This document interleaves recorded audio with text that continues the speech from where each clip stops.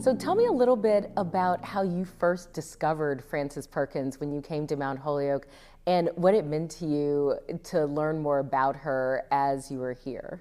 I was obsessed with history my whole life. I can't even pinpoint the origin, yet I had not heard of her.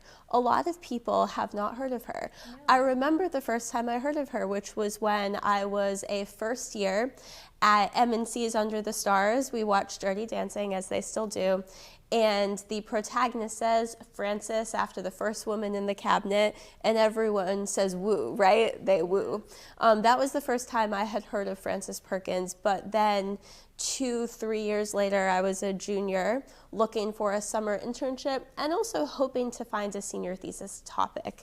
I joke when I'm on book tour that the first line of this project was an email from the Mount Holyoke Career Development Center with a subject line, Paid American History Internship in Washington, D.C.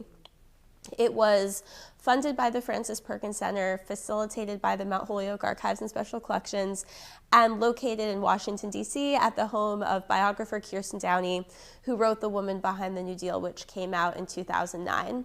My project was to organize her massive quantity of photocopied research for donation to the Mount Holyoke Archives. Basically, anything that could be legally accessioned went to Mount Holyoke, and everything else went to the Frances Perkins Center in Maine.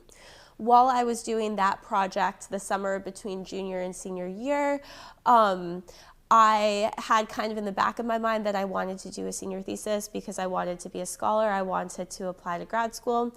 And when I showed up in Professor Jeremy King's office hours with a stack of photocopied research from the National Archives, he agreed to work with me in an independent study capacity.